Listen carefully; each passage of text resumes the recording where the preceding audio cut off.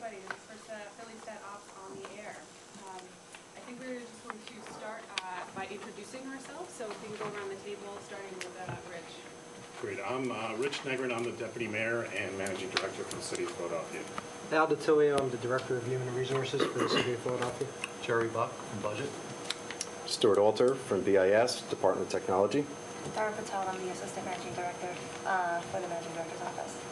I'm Brian Albert. I'm the Deputy Director of the Office of Human Resources. I'm Rosetta Carrington-Liu. I'm the 311 Contact Center Director. Pedro Cedeno, Assistant Manager for the 311. Dana Douglas, Assistant Manager at Philly 311. And Ellen Avila, I'm the Reporting Coordinator for 311.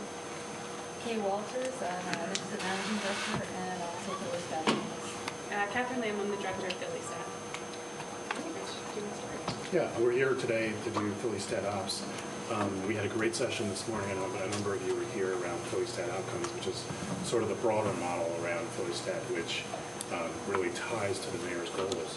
This is our ops model. This is more of a classic departmental snapshot of the health and progress and efficiency of individual departments. Today we're doing Philly 311, so one of our best and most important departments in terms of connecting with the public. And we're here with the leadership team and the 311 team to go through and begin our operation.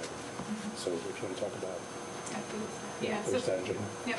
So just a brief for people who are watching or people in the room, this is sort of the Philly Stat Ops meeting, which Rich will talk a little bit more about. Philly Stat Ops is actually one of two meetings that we have that consist of the new Philly Stat model that we have been implementing. So this morning we had a meeting which is called Philly Stat Outcomes, where the mayor chaired it with different departments across the city who touched public safety.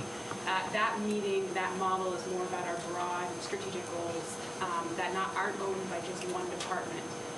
So that helps us keep track of sort of the larger strategic long-term things that are happening.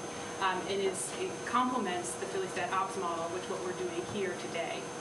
And Philly Stat Ops is something really developed mostly by Rich and myself, but based off of Rich's good ideas. We'll see about that. So the difference between the two models are that, as I said earlier, the outcomes connects to sort of the broader goals.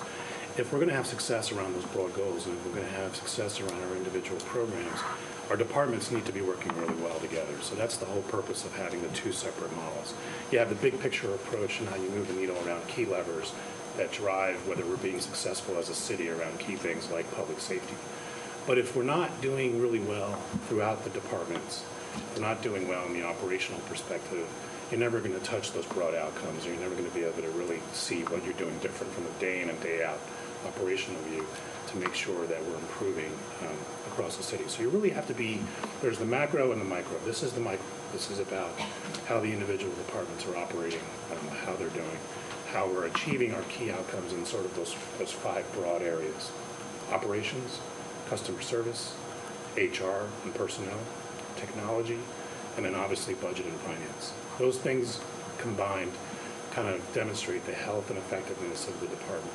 So the model is very different because in the past, first of all, we haven't had key metrics around those broad areas, but we also haven't had a senior team model where we've had a member of the senior team of the departments like you guys do today who is responsible for one of those broad areas and really is responsible for the performance and the key metrics around those areas themselves. Part of this is to break down silos so that we can learn from each other in terms of best practices, to communicate really well, and to learn from each other and problem solve right in this room. So I'm excited about it. I hope you are too. And with that, I'll turn things over to Lizette. Yeah. Sure. Thanks for inviting us here today. We're really excited to be here to talk about Philly 311 and the fact that we are truly in alignment with the Mayor's Goal 5, which is, as we can see, I don't know if the audience could see that, but Goal 5 is for Philadelphia government to work more efficiently and effectively with integrity and responsiveness. We come in when it comes to interaction with the citizens, not just externally, but also internally with our customer service initiatives that we have. The core mission of Philly 311 are really threefold, and these are basic missions that you'll find in almost any 311 around North America. Number one is we are here as part of the Mayor's Goal 5, is to be responsive to the citizens by providing quick and easy access to city government services and information. What that means is there's only really two numbers that anyone should have to remember to call when you're dealing with the city of Philadelphia. That is 911 for emergencies and 311 for everything else. So that's what we're here to do, is not remember 500 numbers, but try to remember one number, and that's what we're here to serve. The other mission that we have within our organization is to assist the departments by helping them to concentrate on their core mission. And then we do the first tier level type of calls that they don't have to worry about. So we can answer things as what time is the library open. So they can concentrate on going out in the field or working with their customers on more complex issues. The third thing that we are also here to provide, and is a mission within our organization, is really from the data that we collect, is for departments and even for the performance management team to use that data to drive efficiencies within their operation. So the information that that is received when you call 311 is just not set aside and somebody looks at it later. That information is used on a daily basis to look at performance citywide.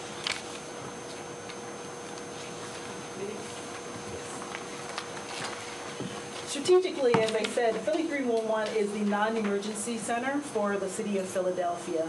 And as such, what we are concentrating on and what our team is concentrating on over the next 5 years are 4 major initiatives. And with these initiatives, what we're doing is taking best practices from the private sector and also the public sector to really become efficient and effective.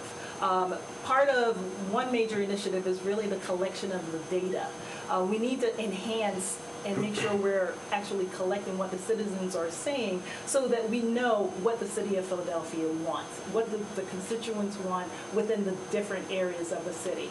It's not, one issue applies to everyone. It's not that broad base. So the data we collect is driven, a lot of it by demographics. We can understand what's going on in certain communities. So we're really honing in on what is the feedback from the citizens. So that's one major initiative. The other initiative is to continue to improve with the use of new technology to improve the quality and the delivery of information that we provide to the citizens, but also to the departments and through our other organizations within the city. So we're working on looking at what else can we do besides telephone calls that we can use technology to drive that need for citizens to contact us and get accurate information.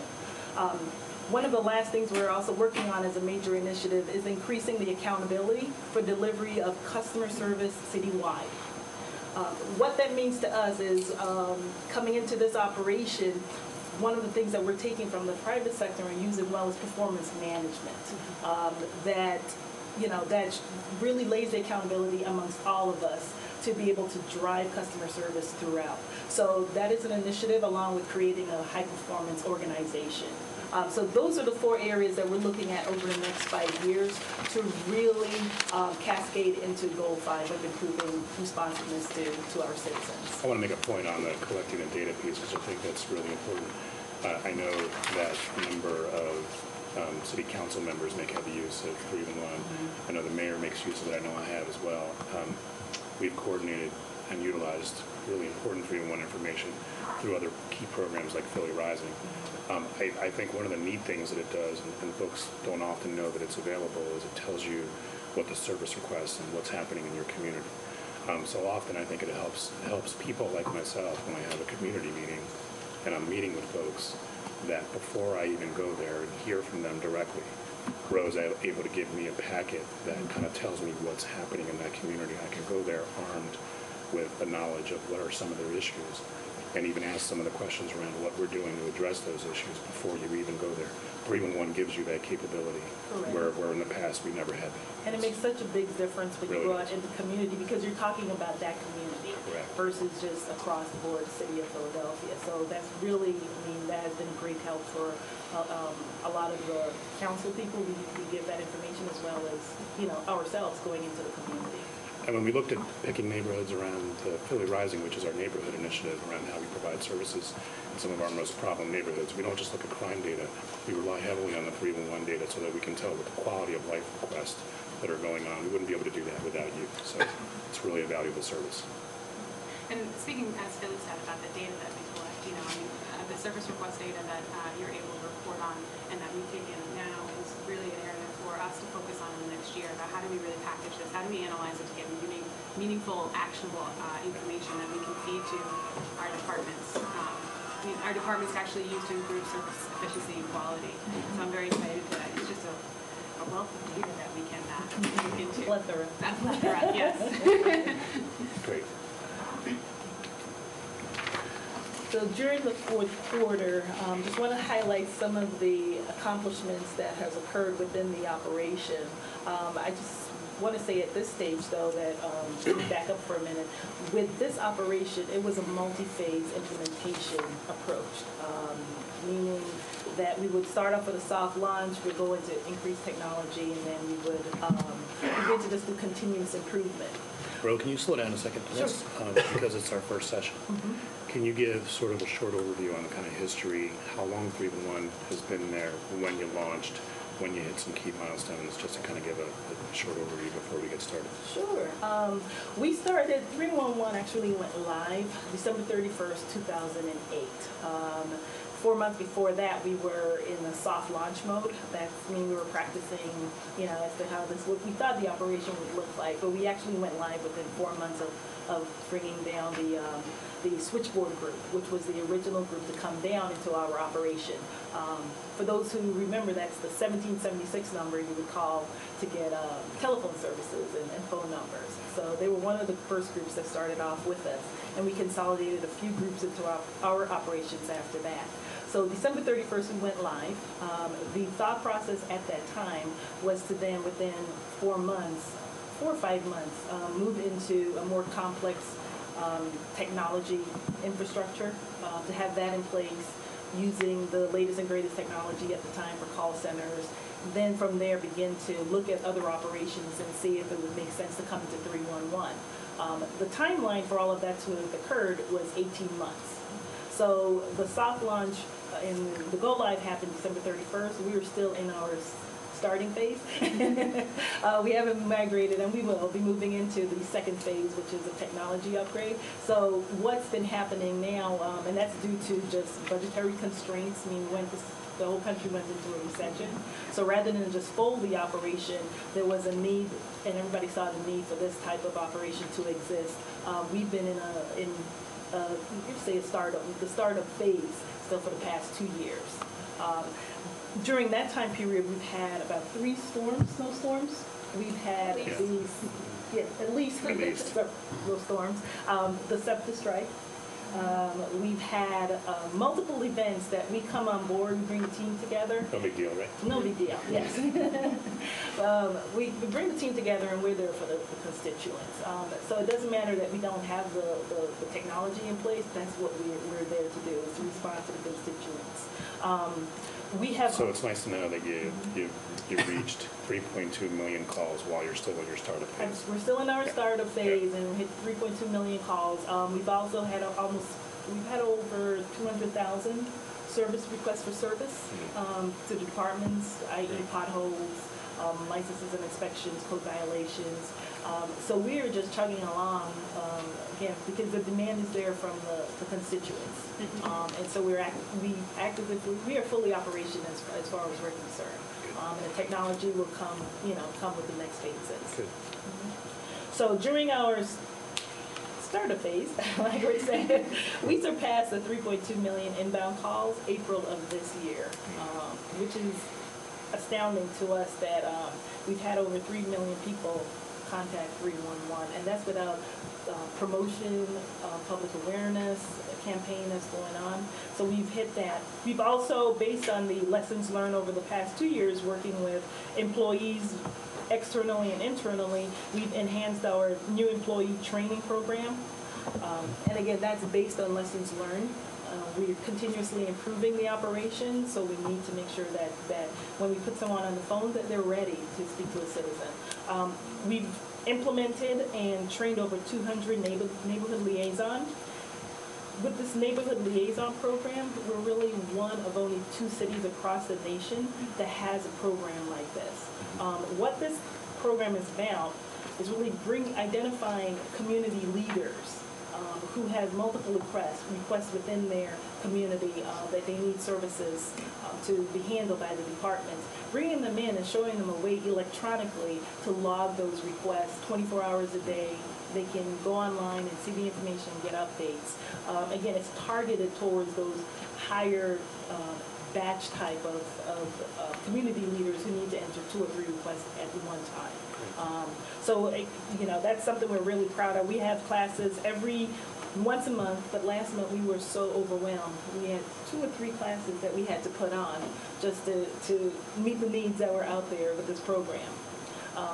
In addition to that, we have enhanced our knowledge-based accuracy, meaning with 311, it is a true partnership with the other departments and the agencies that we have accurate content in our system.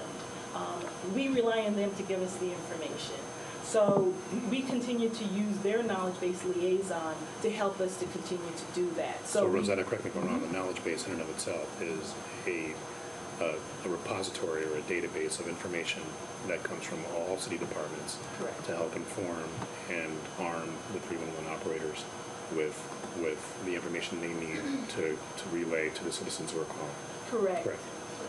So the goal is for us to be able to not transfer the citizen unless it's necessary. Right. So we really hone in on that first call contact resolution metrics. And what we found is when we first started off, we may have had 900 of these documented articles, how the operation does their business. We're over 3,000. And that's just through a lot of hard work with the team, meeting with the different, operational groups and saying, hey, we're missing this information. So it's continuously growing. Great. We've also added and expanded the Customer Service Leadership Academy citywide. What we found is there a demand there for other city agencies to learn customer service and customer service techniques. And so we had a pilot project that we did about last winter, last fall. And we opened up the Leadership Academy to people citywide, and we've had over 500 people come through that academy within 2 months. We were overwhelmed. Yeah, this is an important initiative that we're going to talk a little bit more about it in the future. We're doing an entire initiative around customer service, specifically being led by Rosetta, as sort of my chief customer service officer for the city of Philadelphia. But it's no small feat. I think the exact number is well over 500 folks have been trained. And the key lesson, and one of the things we've talked about in our internal meetings on a regular basis, is that we are all in the customer service business, regardless of which level or who you are, or whether you're answering phones, or whether you're a member of a senior team or you're a deputy mayor. We all take those calls. We all need to handle people professionally. Ro has taken that vision and is really expanding that. We're all going to go through customer service training, including me. We all are. I'm looking forward to that. But I think it's an important message for us to tell that that's why we're here. We're here as public servants to serve the public and to do so in a professional way. With Philly 311 in the last fourth quarter, we either met or exceeded most of our operational key metrics. And also, which I'm pretty proud of, exceeded the customer experience goal and satisfaction for customers when they call us. We do rate them as to how that experience was with that agent, and we've consistently met or exceeded that goal. That's great. The operations. Okay. I'll explain briefly what this slide represents. There's 2 charts on the slide. Both of them show our 2 primary surveys that we conduct to get input from our customers. The first one shows feedback we've received from customers related to requests for service. Once a service request is closed, and if the customer has provided their contact information, we contact the customer and ask whether they were satisfied with it and have they noticed that the work is completed, and that's where this information comes from.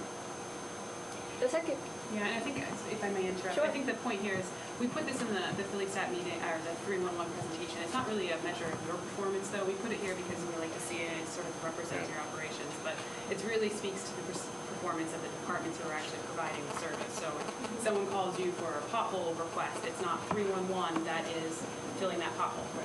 It's the sanitation or streets department that is. So there's other means that we report out on SLA adherence to the actual departments who are responsible for that performance. Ellie, do you know what percentage of service requests are actually called back?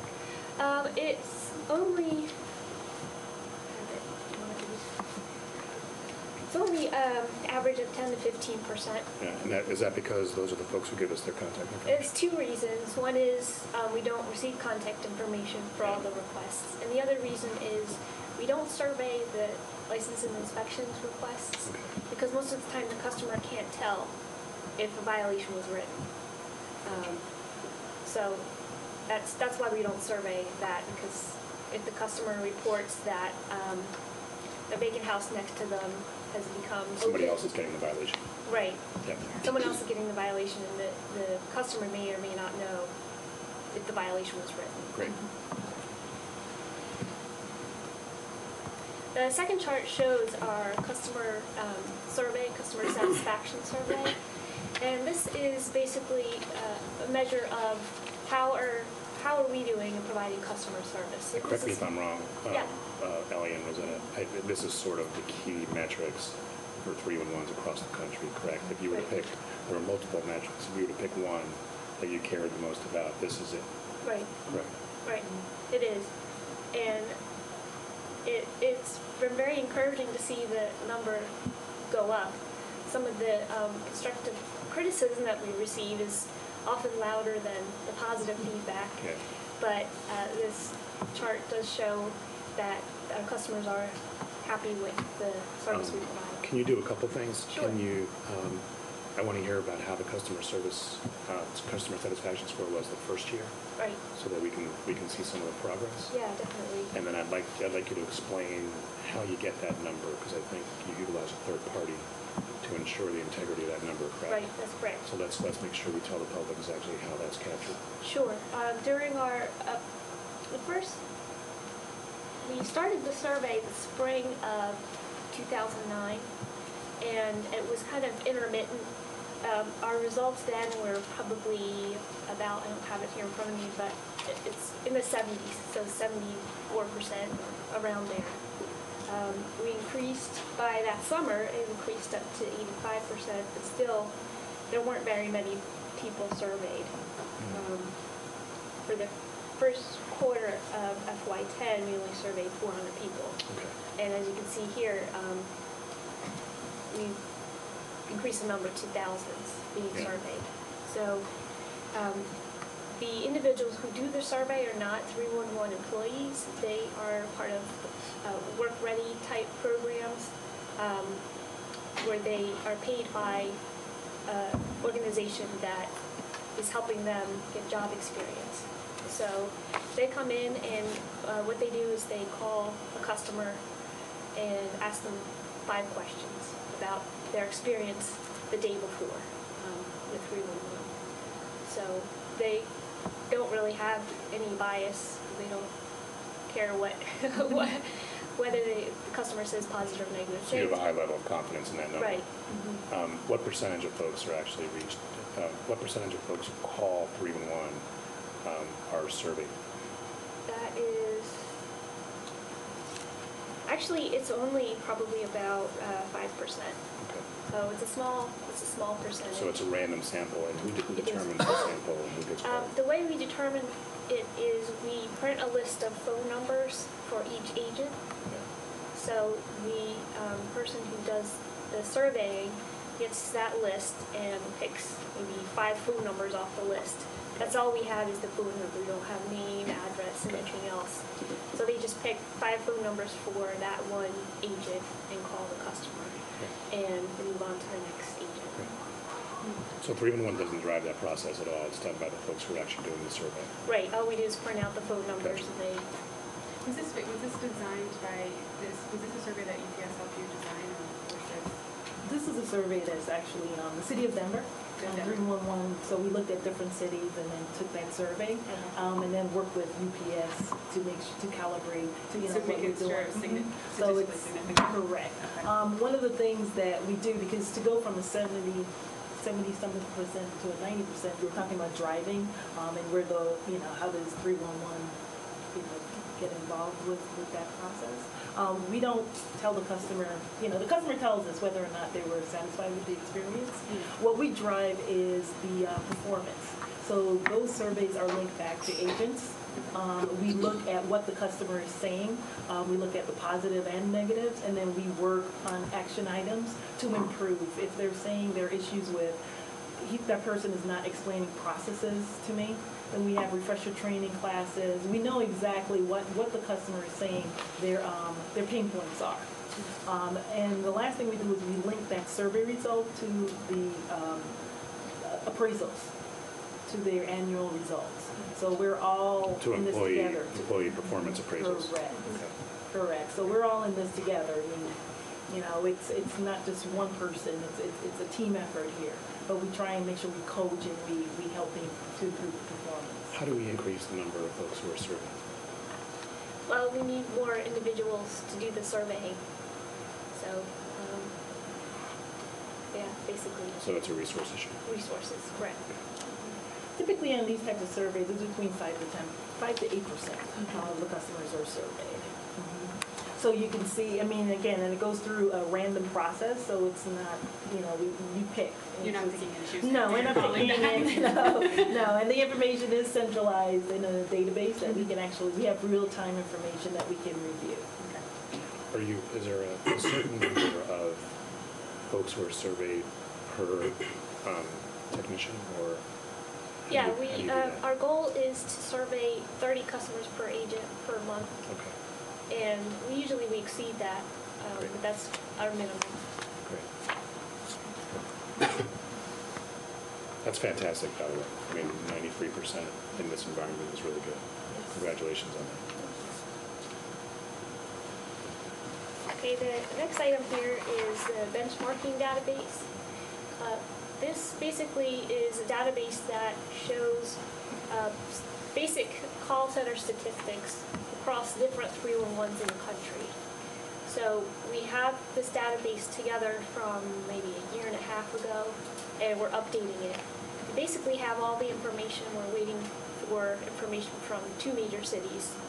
And it really is helpful to get an idea of how we compare, looking at staffing levels, like Rich said, the customer service survey result, and other statistics such as how long does it take to answer a call, and so on. It'd be great to see that when you finally Yeah, have those. Oh, definitely, yeah. I was going to say, once you get that information, I think this is a great forum for you. Right, and that's why it's up there, so we don't have it ready to show, Yeah. but in this it should be ready by the end of this month, and during our next presentation, we'll have it available. Great. And that's, again, that's one of the points we've been talking about. That's an example of a way in which we can identify best practices Right. going on in other cities and capture those and utilize them to our advantage.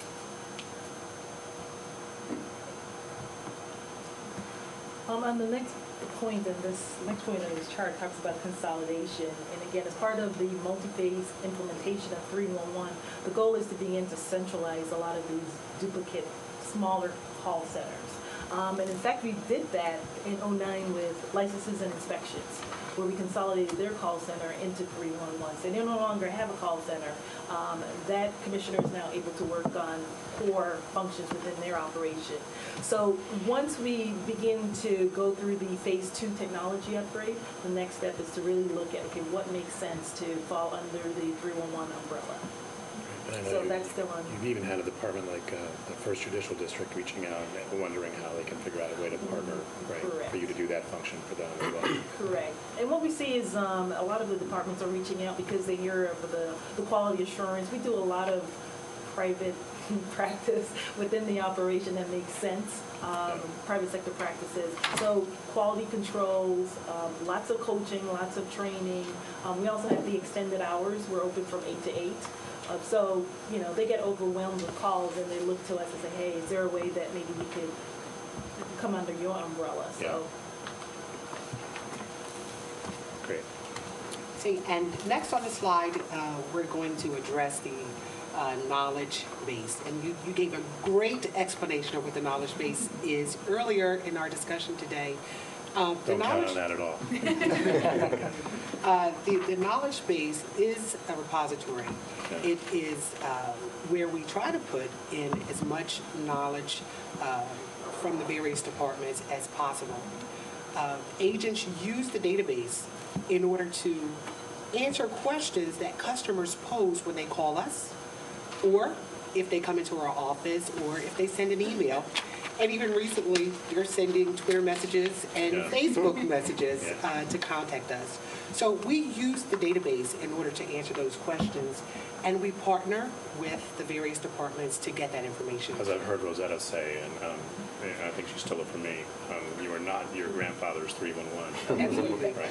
Absolutely. We rely very heavily on the departments to give us the information that we use to answer customers' questions. And right now, our goal is 80% accuracy. We are meeting that goal. I will tell you, too, that we have implemented some measures in order to make sure that our information is frequently reviewed by the department knowledge base liaison. We've also offered training to the liaisons in order to help them to use the database so that they can, from their own office, make changes, make additional, to add information as well. How often is it updated on average? Wow. There could be something updated every day, sir, many times per day. However, we do have a schedule where we'll say to a particular department, we'd like you to review your articles. Please take time now to determine if there's some information that needs to be changed. How often do you do? 2 to 4 times per year. Okay. Now, I will say that we have regular meetings with the service request departments, the streets department, water department, police, to talk to them about the information that they have in the system. Some cases we do that monthly. But at least 2 to 4 times a year, we ask the department to go in, to review their articles and make changes when they're necessary. We also have implemented a plan or procedure that when an agent is speaking with a customer and that information is not found, what happens is the agent makes a notification in the ticket, or they check off something in their ticket that'll come to me to let me know that the information is missing, or it's been miscategorized, or it's incorrect. There's something that needs to be modified in that particular article that relates to what the customer's question was about. And so what I do is I contact the person or the knowledge-based liaison, the subject matter expert, to ask him or her to provide that information. And so they go inside and actually make that edit. That's great. Good stuff. So we're starting to collect data about the accuracy. Great. We can start displaying that, collecting that, and showing that in charts and graphs over time. Yes. Would that be possible? Yes. Great. Thank you. When it comes to the overall operations in 311, one thing that's a big indicator to us on our success is the amount of contact we're getting from constituents. For us, being new into the 311 world, new being 2 years, we really have offered the citizens of Philadelphia multi-access channels for them to get in contact with their city. One of the measurements we look at is the telephone call volumes and the service level associated with us being able to answer that phone within a certain time period. As you can see within this chart, we have made a 10% improvement in our ability to handle the calls within 45 seconds as compared to the same time last year. One of the things that I would have to say about this chart is you're looking at numbers in 10 whereby we were open 24 hours, 7 days a week. Between 2009 through last year, we've had 2 major changes to our operations. So we've reduced, instead of 7 days a week, we're now today a 5-day-a-week operation, still open 12 hours a day. But what we're finding is the majority of the calls, 90% of the calls, are coming between 8 to 8. And customers shift overnight. They're calling us during the daytime. With the exception of special events or snowstorms or holidays, stay open and have extended hours. Correct. Right. And even in fact, on July 4th, we were open for our constituents, for anyone that had questions Yeah. about events in the How did you get to the 45-second target? That was based on the fact that we had to reduce our staffing levels. And just like a lot of other cities around the country, if you're going to, you have to set the expectations for the customer. So 45 seconds, 80% of the calls within 45 seconds is based on the customer waiting and hearing a ring about eight rings. Gotcha. What's the industry standard? In the private sector, normally 80% of the calls are answered by the third ring. In our world, 311 world, it goes from 90 seconds. I've seen 65% answered within. It's all over the board within the three, and it's based on staffing and it's based on that city being able to provide the service. Right. So there is no true standard within the public sector world. And is there a seasonality in that, Rosetti? Yeah, there is a seasonality when it comes to the call volume and how well you can handle those calls. So right now, this is our peak season during the summertime. So we expect longer hold times, longer wait times, because the demand is based on the citizen calling in. So they're calling in, they're outside, they see code violations, they want to report them. Trash pickup. So right now we are at our height. So do you, right, this is why we're here, right, do you adjust staffing levels to meet seasonal demands in a way that helps reduce that? Yes, we do, and Pedro and Dana can talk to the overtime. We're a 5-year operation, so what we have right now is overtime, and that's what we use to So right now you're handling that aspect with overtime? Right. Okay. I think you were going to say, go ahead. Yeah, the optimal staffing levels we should have right now, and work with one of our private sector partners last year on saying, okay, how many people based on the call volume do we have coming in, how many people do we need? And that was with Independence Blue Cross, Blue Shield. Sure. And we were looking at, based on the call volume, about 67 to 69 agents are required. And right now we are at approved for 51. Okay. So we're running short, but we're using technology. We're driving a lot of these calls to the website, and you'll see that later in the slide where we're trying to go, okay, don't call during the peak periods, which are 9 to 5, our non-peak periods, we're here till 8 o'clock at night. Most people don't recognize that. So instead of waiting in queue during our peak times, you can call us after hours, Fridays. So that's what we're doing to drive those wait times down. Yeah, and I know you're going to talk about this a little bit later on, but there's also the ability to push folks out to the web or through other media, right, that would reduce those call volumes during certain times, correct? Email system as well. Right. And you can see where that's, later on, you'll see where we've actually been doing that. Right. So as to meeting your 80% target, and are you going to adjust that target for the next fiscal year in order to still strive for that 80% target? Well, one of the things coming out of this type of Philly Stat business ops model is the senior partnerships that I have with HR, finance, and the Department of Technology, and we have been discussing this. In fact, based on lessons learned, because we've been a startup, we're tweaking, we're finding, hey, we did this, but this doesn't work. We are looking, and we're working together as a group to look at what type of staffing complement do we need within 311. Because one thing you don't want to do is overstaff for the whole year. Right. So we want to look at part-timers, seasonal people. We want to make sure that we do that for the next budget season, so it's there. So we already have those things scheduled to look at. Okay, so you're going to keep the 80% target until you determine sort of what goes with that conversation. Correct. Correct. And that target will, it has to have a discussion with Rich and the mayor to say what we see is the customers, their tolerance level is about 1.5 minutes, then they hang up. So they're willing to wait. But they understand, that if they're calling during peak periods, so we know what's the tolerance level. So we can look at, okay, where do we go between 45 seconds and that 1.5 minutes? And that's a discussion to have with, because it's about bodies. Yeah. It's about bringing people on board. So Alan, have you...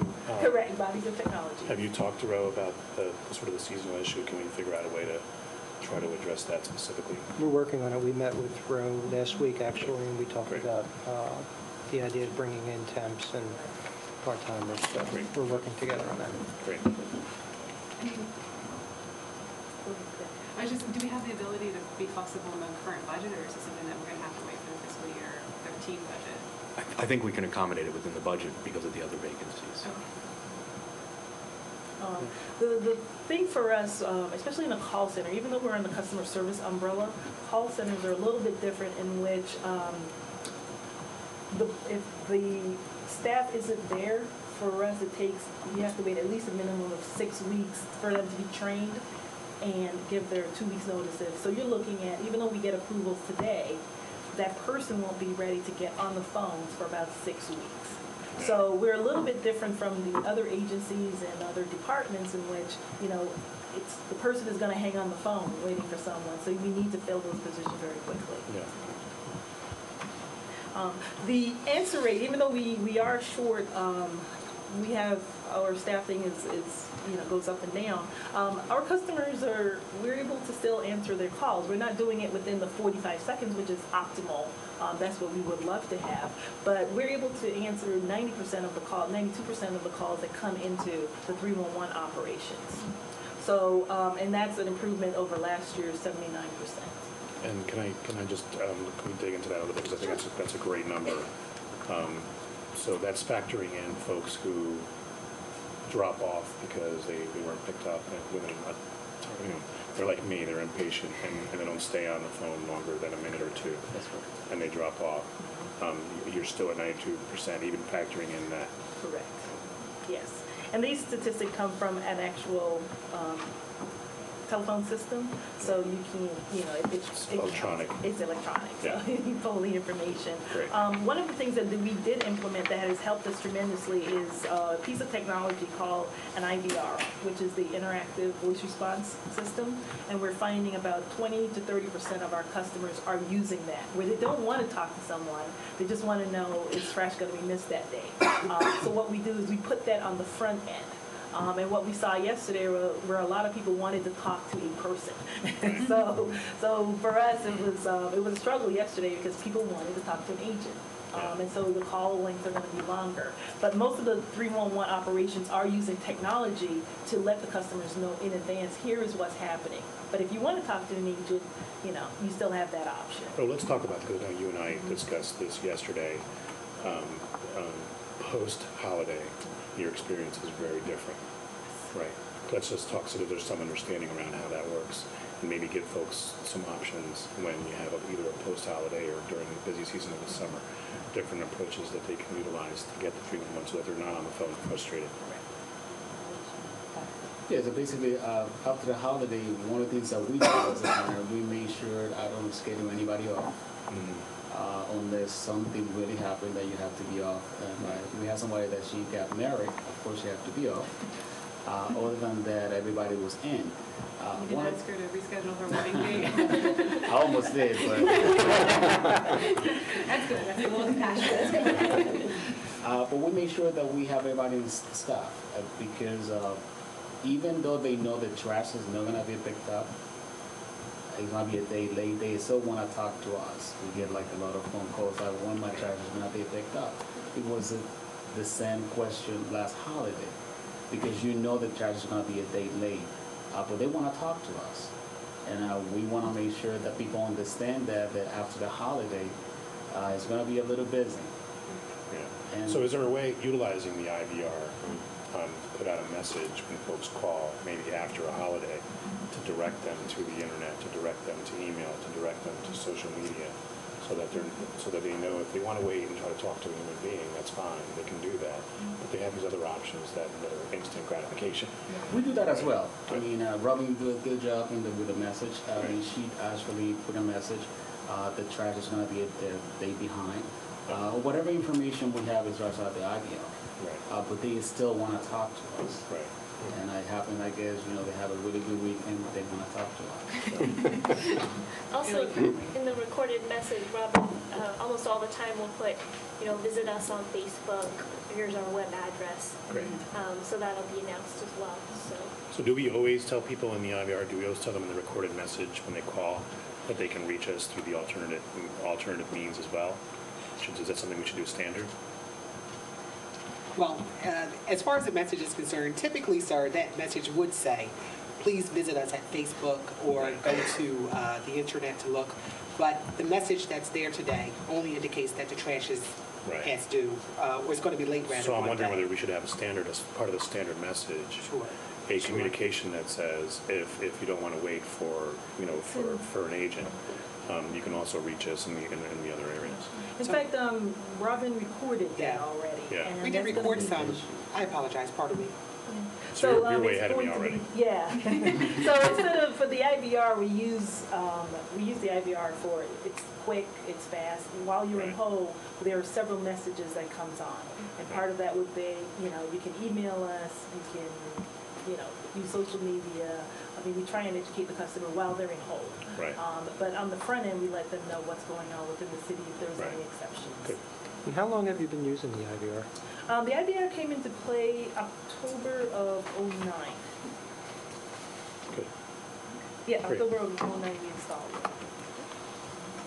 All right, actually, this charge, what we actually see this charge is actually first call resolution. Like when our customer call us, how fast can we actually answer a call? At this point, it's showing 67% of the time we are actually answering the question. I guess our target is 70%. We are 67 for the last quarter, but I think we're doing much better than the first quarter because agents now understand a little bit more how to actually tag that information. Another thing that actually make sometimes difficult to do a first call resolution is because they are transfer calls. Sometimes you don't handle the calls right away, or it's a partnership with the department. Sometimes the department doesn't have correct information, so therefore it's not going to be a first call resolution because we have to find the information. So you have two different types of calls, right? You've got a call that's asking for information, and you've got a call that's asking for a service request. That's Right. that's the first 2.3. The Okay. 2.4 is actually the service request. Gotcha. Error. So the second one is actually we are 93%, and basically we do have a person that actually is dedicated to actually look every single service request that goes to the different department. So she's looking for errors. And we went from 68% to 93%. And by errors, meaning errors in your information. Yes, If you basically have something that's the way, submitted as resolved that has not been resolved. no, the way they process their request, they have to have a specific fill out correctly. They have to have, let's say, contact name. They have to have a specific things, telephone number, location. Depends where you're going. The department is going to be sent it to. So is it a specific information that needs the most read in that service request, or it's going to be an error to the agent? Right.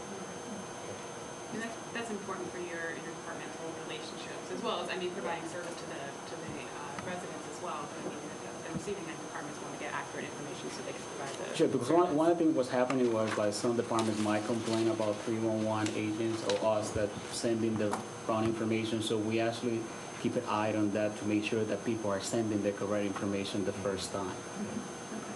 And then just to add to what Pedro was saying, we're doing a better job overall managing the performance of the agents in the department. So we've enhanced our current training program, which includes more shadowing, like one-on-one shadowing with agents, so they know what to expect when they actually go out onto the floor and into the call center. We've incorporated trips. We visited 911 and the fire department. We've had guest speakers come in from neighborhood services, just other government agencies, so they understand the whole process, so they feel more comfortable once they're actually out on the floor and producing. Okay. Yes. How often is an agent shadowed by a supervisor? We actually shadow them with senior agents, but we just increase the monitoring through the supervisor. Gotcha. So For that how often do agent. they monitor? Well, the training program lasts for 6 weeks, like in the classroom training, and we initiate a buddy system for their entire 6-month probation. So if they have any issues, they can resort back to that senior agent for any questions that they have. I think overall, from there, the supervisors are expected to monitor Yes. three calls per agent per week. And not just monitor, but actually coach on the performance of what they're hearing. So during the training period, it's heightened because they're new and you want to make sure that they're successful so they meet the probationary period. So when you hear that message that your call may be monitored for quality control purposes, that's exactly what you're doing. Yes. It is, and then furthermore, what we're doing now with the supervisor, actually on the coaching section, the agent have to actually self-assess himself with the supervisor. So it's like we actually start with pretty much listen to this call, tell us what you think about this call, just give it. He have to grade himself or herself, and then the supervisor go into the coaching with the agent. Thank you. Okay. So I guess the next one. The average wait time that you're seeing here is for the operations while they're open, while we're open 8 to 8 Monday through Friday. What I did was looking at last year, you can see on average between that time period, a customer waited on average 45 seconds, whereas this year they're a shortened waiting time of 36 seconds. But honing in on the prime times when a customer is calling, you can see there's a change during the peak periods. So if you're calling between 9 to 5, you can experience a wait time of about less than 1 minute because it goes up during that time period. But I can see overall, if you're calling during the non-peak times, you're not competing with 400 or 500 people calling at the same time, around the same. So it changes based on the peak time periods and the non-peak. Great. That's excellent.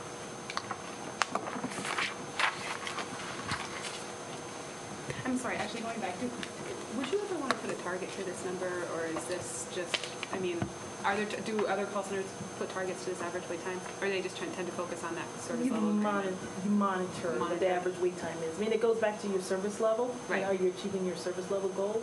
But you look at multiple metrics to, Just double check and to, verify. to monitor what's going on. And one thing I want to add here, for me, looking at this, I look at the, why are people waiting longer? What's happening?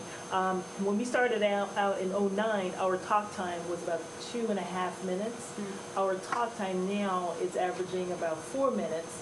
And the reason for that is, we've taken on the licenses and inspection call center.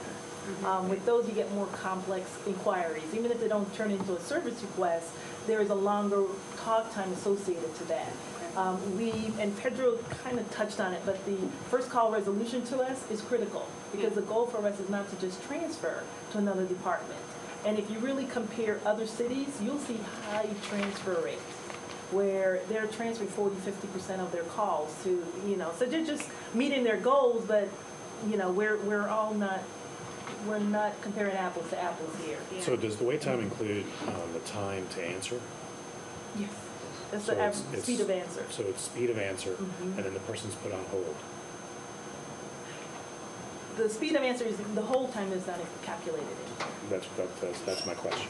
No. So this is just the time that it actually gets, Get a person. it's ringing to get some response Correct. out of 311, and then there's the other issue, whether they're on hold for a minute or so, or whatever that time is, right? That's right. Right. Do you let people know how long they're waiting? How long the wait is? Why In they're this waiting? system, we don't have that complexity in the telephone systems, but there are systems out there that'll let a customer know how long they're waiting if they want to call back. So right now, we don't have that system in place. Great. Thank you. We touched a little bit on the call center. You can see where the call volumes have been increasing, and there are times where we say, okay, we need to be able to start pushing customers back to using other multi-access channels that's available to them. As you can see within this chart, we have been doing a successful job of that as much as we can, because just with our web request, we've seen 132% increase same time over last year. That's due to the number of neighborhood liaisons that are now on the program, the city council using it, the police service area. We've trained over 600 police officers to use our application. So they see things in the street, they go back to their the districts, and they enter information via the web. So we've been on community, going out to the communities, and they're logging in and using the self-service option without having to call in. The same thing when it comes to the emails. I mean, we're up, increased 96% in our email traffic. So if you can't get us via telephone, there are other options that we do respond to you in a timely manner. So Rosetta, do you know the percentage of requests that you're getting by other means outside of just the call center? You mean when, Total. right now it's a combination between email, webmail, back office function, and probably looking at about 12%. Yeah, we should probably start tracking that number. Yes. And start trying to drive that number up. You know, I know when I was in Boston a few months ago, they were incredibly proud of the fact that 10% of their calls were coming through on the internet, and I think we're already beating that. Yes. And that's a fairly, correct me if I'm wrong, a fairly recent phenomenon because this has been happening in the last year. Yeah, I mean, and citizens are very savvy now. I mean, they know if I can't, rather than call you, I can use my smartphone, I can email you, I can do things over the web. So we have to keep up with what our citizens are demanding. Yeah. So we can begin to track that information. Well, I think we've gone over this just a little bit, but it's looking at the call volumes. The number is a little bit, not really comparing apples to apples, where in FY10 we were still 7 days a week, 24 hours a day. Then we went to 6 days. Now we're at 5 days. What I'm seeing and looking in the call center is really the traffic is going up during the peak time periods. So that's looking at more operational hours in 10 versus 11. Maybe we can work with you next round to be able to do an apples-to-apples Yes, we comparison. Try to normalize that number, yeah. Because the traffic is going, the During demand the is 8 to there. 8 hour, okay. Yeah. All right. Okay, I want to start off by saying that everybody, please go to Facebook and like us there, Philly 311, and Twitter, like us there, Philly 311 at Twitter. It's I've incredible. done that already. We see you there. Thank you very much for liking our page and following us. Facebook and Twitter has grown a great deal in the past 5 or 6 months. We've been able to grow to we're up to about 1,015 followers on Twitter right now, and almost 950 on Facebook. And what I find interesting about it is that people really contact us for information there. They want to get an answer to the question that you're posing. My neighbor is putting trash in the alley. What can we do? There's an abandoned car on the street. We'd like to get it removed. And what we do is process a service request and send it through as a means of addressing that customer's concern. That's great. Right now, we post information regarding events there. We let people know about the Neighborhood Liaison Program when there is a scheduled training or any other kind of information that we feel customers want to learn more about. It's a great opportunity to interact with citizens here in Philadelphia. I'm going to say it again. Please do follow us at Twitter and like our page at Facebook. Great. Thanks, Robin. Great job. Do you want to go on or you want to? Okay. Well, in terms of finances, 311 has done a great job in terms of managing our expenditures over the past 2 fiscals. As you can see from the charts, they've actually done a great job in coming in well within their target budget. The current fiscal, they've spent a total of 88% of their allotted appropriations. So I think it's a great sign. Great.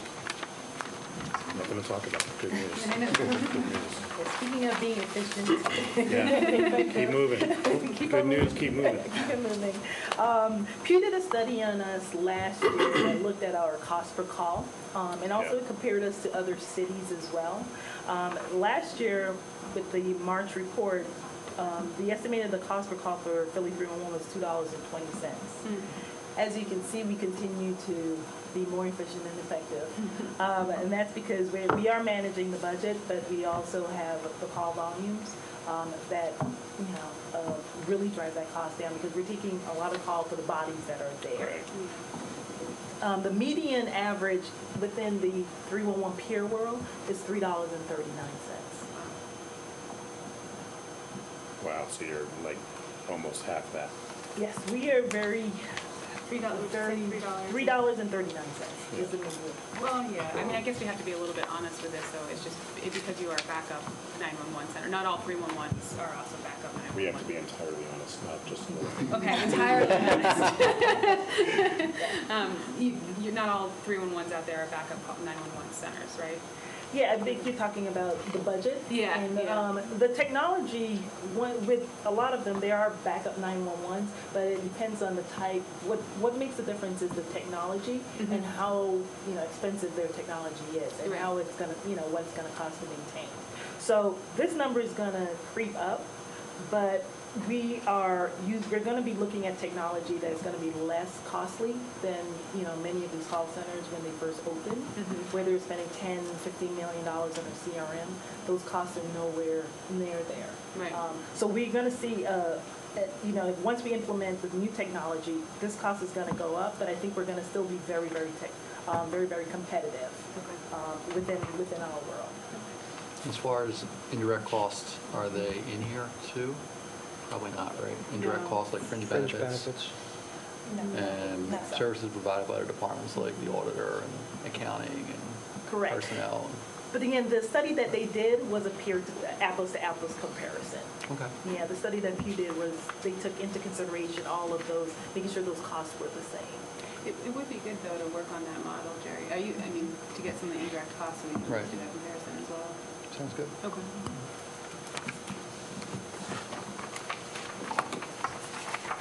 Okay, so Division of Technology, there's a lot of initiatives going on right now.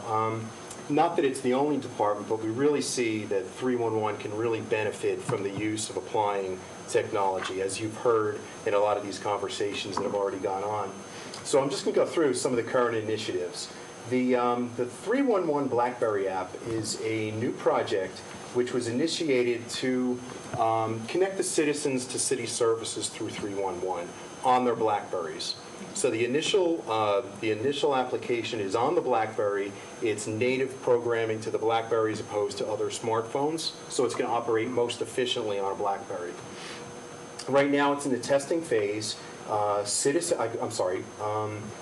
employees are using it right now, and it's meant to eventually roll out to neighborhood liaison, and it's meant to be for non-emergency services to report something, maybe a pothole or an abandoned car or an issue with a property. It is absolutely not meant to be used for emergency. And even though this will be rolled out to the police, even the police will not use it for emergency services. And that's due to go live in September. Right now, it's in the final testing phases.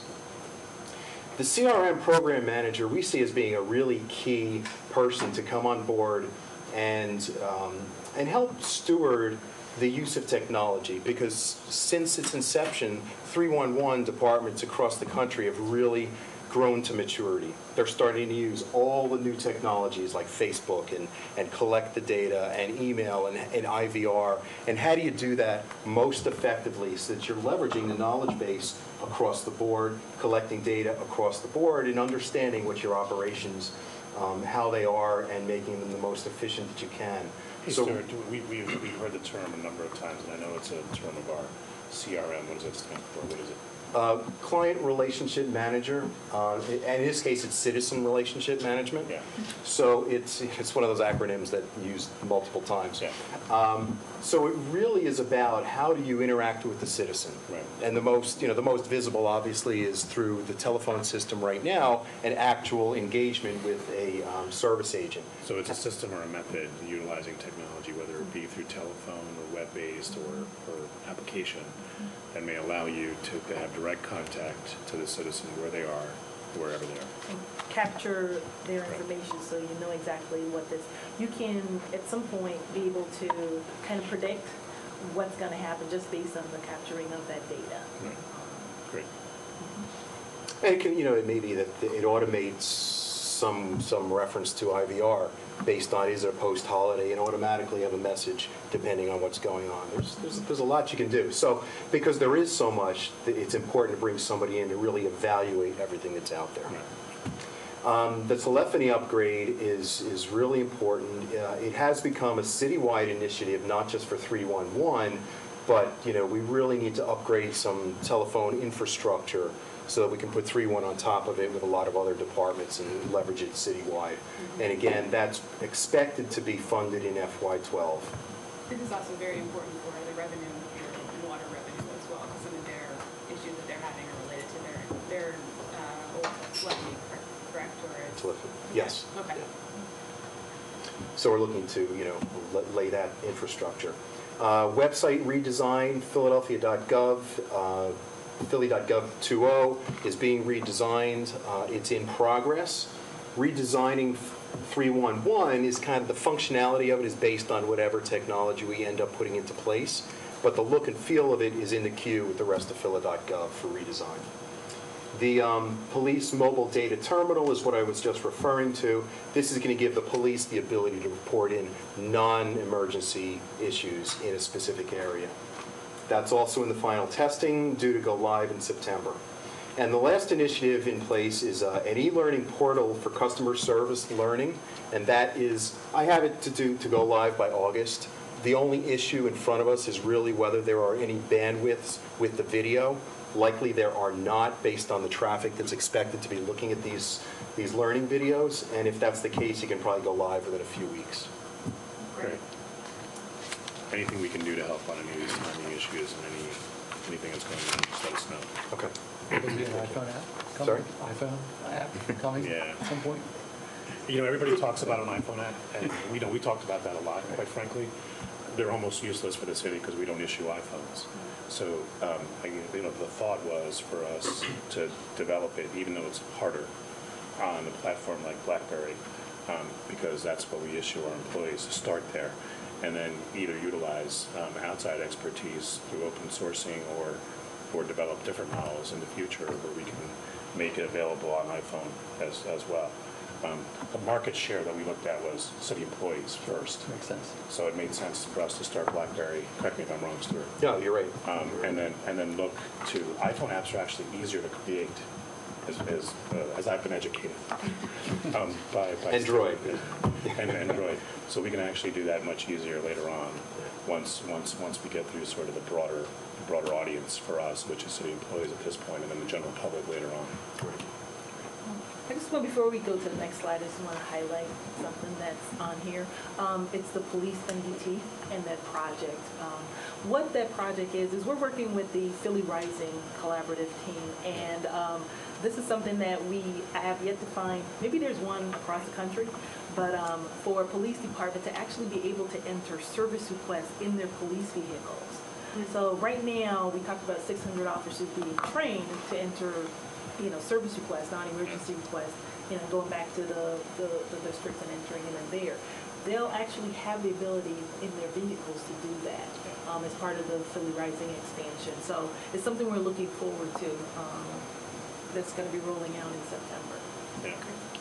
And that actually applies for the BlackBerry app, too. I really didn't explain that. The BlackBerry app allows either a city employee or a specific neighborhood liaison to photograph a problem, photograph a pothole, photograph anything, and submit it as a service request. Great. Okay, human resources. So in quarter 4 of fiscal year 11, the average number of employees was lower than the same quarter last year. There were 60 average employees in quarter 4 compared to 64 last year. The turnover rate was also higher, as sort of related.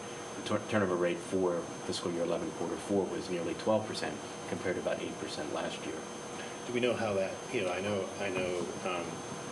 Call centers in 311 has a higher turnover rate than most. I think it's operations. because we've primarily been using more temporary employees, and we can only hold them for a certain period of time. Do we know what the turnover rate are for similar 311 operations throughout the country? Speaking to the peers, about 30 to Yeah. 40%. In your what early I was years, gonna say. it's pretty high. I've seen up to 80%, and some of that is deliberate Yeah. in some cases. But for us, not only are, a small portion of our staff is temporary, the majority of the Yeah. staff are full-time permanent. We have, in the So I over just the last... question the wisdom, and so let's think about whether we should even count the temporary folks in the turnover rate, because they're meant to be temporary. I think the only thing is their dollars are represented in the cost, and so we just have to make sure that people realize we're not necessarily comparing the same thing. Yeah. Yeah. We should In this figure out quarter, how to- the turnover figure was out how high. to get to that, because Yeah. I don't think counting temporary employees in that number makes sense. And then I think you want to set targets around what your true turnover really is, and then try to hit that number. It's Because just when that you if- look at, I'm sorry, Brian, when you look at the separations for quarter four, 5 of the 7 were temporary We're temporary, employees. right? And it's because we've taken a deliberate decision to use more temporaries. Yeah. The only thing I'm saying is that, the average of 60 compares to the 2.3 million expenditure. Yeah. If you were to reduce that by the number of temporaries, then you might mislead people that the cost per employee is much higher. So however we display the data, we have to be very careful that we're Right. not moving that division. One of the things, the quarter before, we have a lot of our employees that are being hired by other departments. Yes. So the quarter before was about them. It's actually a good story that the city is Yes, starting to so- hire again. And so it's keeping But us. it's not a good story. Poaching from Rosetta. You're just our training strategy now. That's what it is. People are being trained and they're going on, they're competing They're at for the top of these exams. lists. For a long time, departments had paused hiring, and now they're hiring again, and they are taking a lot of effect through one employees. You So guys they're are creating a good, well-seasoned. well-seasoned, well-trained employees. Well trained and well seasoned. And then the last point here is that we want to measure performance reports for permanent full-time civil service employees, and 84% of the 38 permanent full-time civil service employees did have a current performance report. August 1st is our target date for this year, so we do expect that that number will increase. Great. And we can add, this is the end of the fourth quarter, and so next year, budgetarily, you're going to be your own department or index code, I forget? Division. Division, so it will be easier to pull other HR metrics related to your operations, correct? Because now that you're going to be a division rather than an index? Is that, okay. Is that true or not? They are already a separate index Index. and division for That happened this HR year. purposes. Oh, for Budgetarily, HR. they were not. Okay, Yeah. okay, okay. Okay, thank you.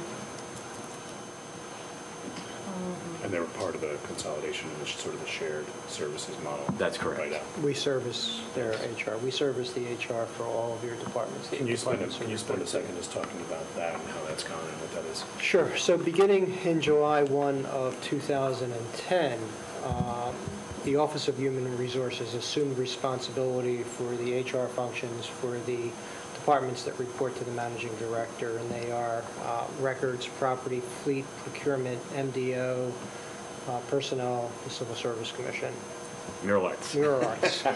Always one straggler, 311.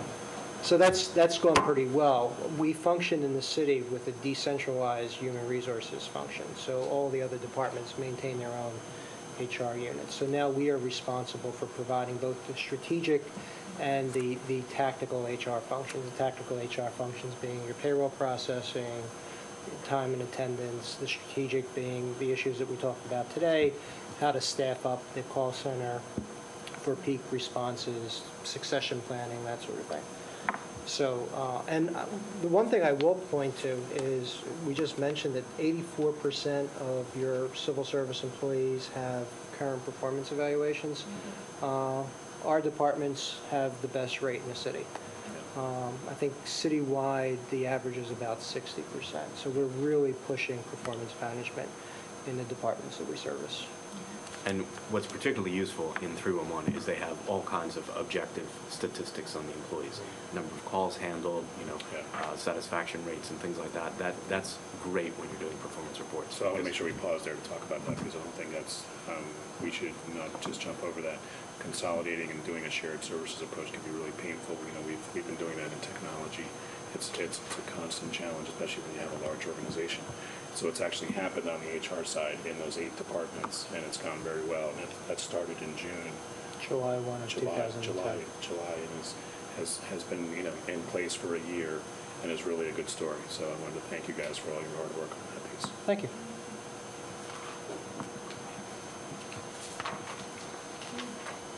Key challenges, Key challenges. from the good to the bad. These are opportunities. Yes. The opportunities of being in a startup operation is plentiful. First 2 years, you're starting from zero. It wasn't like there was another 311 that was there and you took it over. So with that, we've had a lot of lessons learned that you couldn't have gotten any other way except to go through the startup phase. So we know exactly what we need when we go to phase 2, which is the technology upgrade that we talked about. So it's not a guessing game. For us to improve our operational efficiencies, based on the demand that the customers, based on their calls coming in, we do need to look at upgrading the technology because the technology we have right now, it works, but there is demand for it to do a lot more. Improve the telephone systems that we have in place. We are the backup 911 center, so we're using 911 technology. So 911 technology is meant for fast calls. They're not meant for your call time is, you're fifth in queue. You don't do that during emergencies. Can you mention what that means? Because it's been mentioned twice today. When we say that you're a backup 911 center, it does not mean if people have difficulty calling 911, they should call 311. Correct. I want you to just communicate what that means. Yeah, we're the non-emergency call center for the city. So you dial 311. For 911 for emergencies, you still dial 311. 911.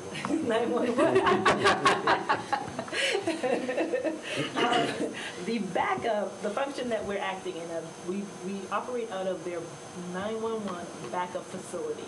Yeah. So the department has built a contingent operation in case there is an emergency that they will come into this operation. It's their equipment that we're using, their phone systems, everything is 911. So just so that's clear, if the 911 system, for whatever reason, the city of Philadelphia was to go down, correct, and there would not be 911 functionality, they'd be able to utilize your resources to provide that critical service. correct. Not that 311 plays any critical role in the 911 piece, and that's an important distinction. If you get shot, you call 911. Correct. If you step in a pothole, you call 311. Correct. There's a big difference. There's a huge difference in that. So we're really maintaining their equipment. So if there's anything that should happen and they need to come in for emergency purposes, everything is working because that's what we're there to do is to maintain their equipment.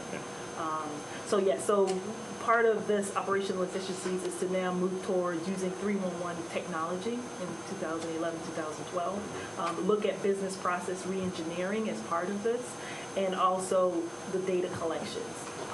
That'll help when it comes to the staffing, when it comes to what customers want from the city versus what we think they want. So there are some key challenges there as to having the need to move forward to the phase 2 upgrade. Key challenges for us as well are there's opportunities to attract and retain the talent. The HR, Human Resources, does a great job right now of looking at, bringing talent into our organization. But again, we are a little unique in which you have to be able to hit the ground running. The demands to answer at minimum 100 calls a day is a little bit different from maybe another customer service type of position. One of the things that I think we should look at because of that challenge and because of what Rose said earlier, Brian, is time to hire for this specific department because they do have that significant training component. Yes. Where I know one of the training programs is 3 weeks, the other one's another 3 weeks, right? Yes. So it's like 6 we weeks. broke it up in 2. It's 6 weeks total. So you're talking about losing, a month and a half, and anytime they want to try to hire someone, and that's after they've identified a great candidate and the person's coming in. And you lose people during training sometimes, correct? Yeah, sometimes not as much for us. So we've got to figure out a way to decrease all aspects. We've done some of the process mapping on some of the other departments that we've done recently. We should talk about, especially because of her needs and her peak season and the challenges that she has on a regular basis, on how we can look at that process and just make sure we shorten it for 311 because it's so important. Absolutely. And just We have been working with CAT on process mapping our entire process with the idea of looking for ways we can shorten the process. So, I mean, that will also benefit 311. But we've set up, I believe it's a monthly meeting. Yes. So that we constantly stay on top of the 311 hiring needs. Great. I think one of the other challenges besides, handling, like you say, 100 calls, the keyboarding skills. Yes. Also, just the breadth of the city's operations. It's a lot to know, and there's a difference between, say, the tax review board and the revenue department and things like that. So I think it's a challenge for some of the employees because they may not realize all the facets of the city. Sure. And the customer, they don't care. And they expect you to know. They expect you to know, Expect so you to know. you have to. And the customers ground don't running. necessarily need to know the name of the right department, but the employees do, and so Exactly. that's the challenge. Great. And the last thing for us is really honing in and improving our first call resolution and first contact resolution for the customer, making sure that we have content that is accurate, including telephone numbers and information in the system to really be the one-stop shop for, citizens' inquiries on city services.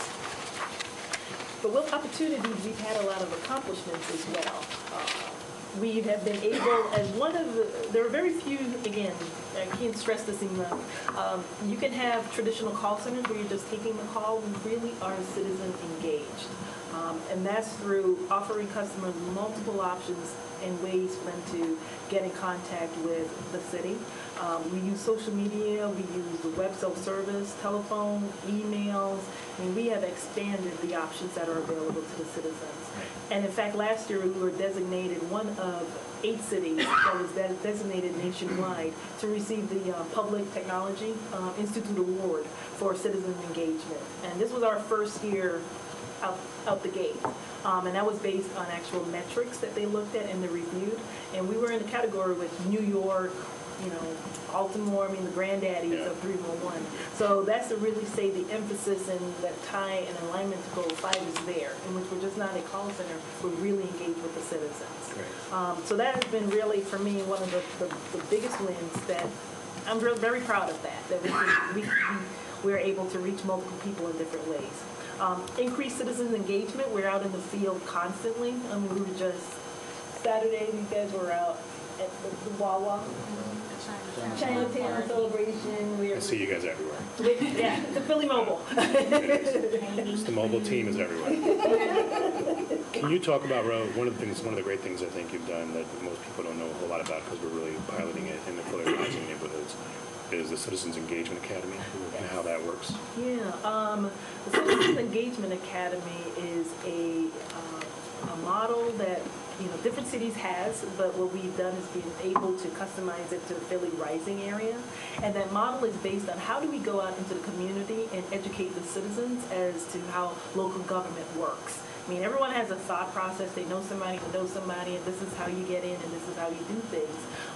What we did with the Philly Rising area, working with John Farrell's team, is to go into, I think it was the Hartran community. Yeah. We had 10 community leaders, and they were so proud to go through a 6-week session, 1.5 hours every week, working with the different departments to say, here is how licenses and inspections actually work. It wasn't a debate. It was really a learning opportunity for them to say, this is the process. And that last day of class, the mayor went out there. They were all dressed to the nines. They were like, Yeah, they wow. received, so we had a little graduation ceremony. Yeah. Turned it into an event. They were so proud. They learned and became experts. It was not unlike, block captains or town watch.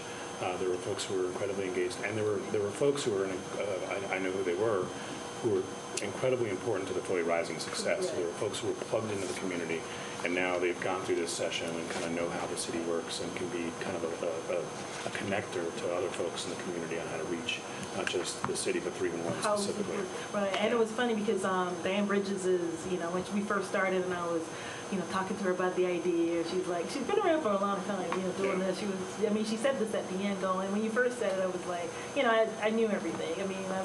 been doing this for so long, and at the end of it, she was like, it really was worth it. And to Yeah. hear her say that, you know, it was really nice to see the great Yeah, job. but you've got somebody who's been that- active in the community for 30, 40 years, Yeah. and they still feel like it added a real value. It added value. I mean, they came down to 311, they went to council sessions. I mean, they actually saw how government actually worked. Yeah. And so it was a nice event for those graduates.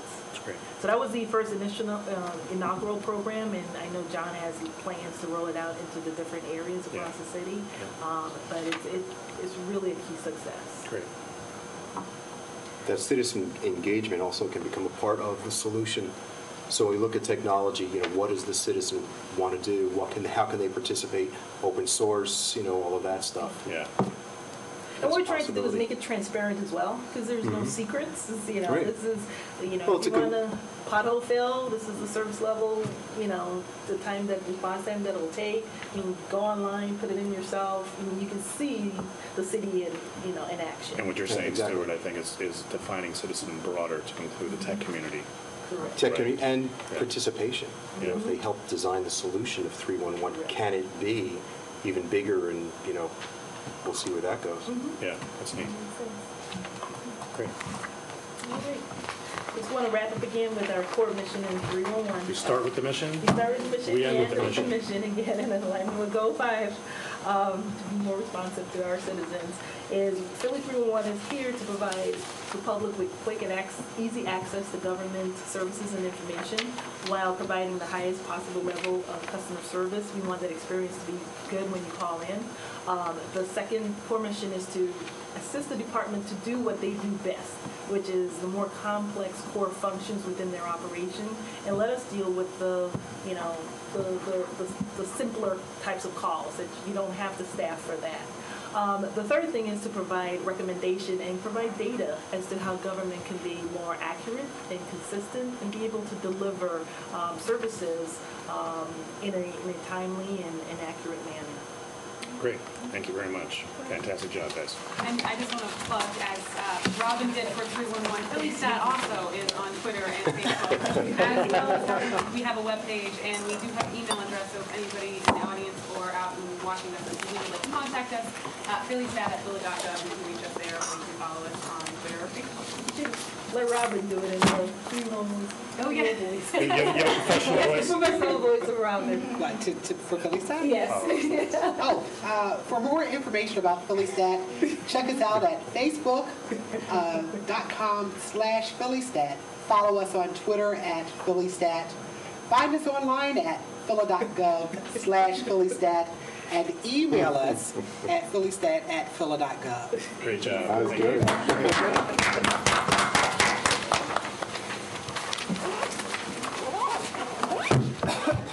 You do have a great...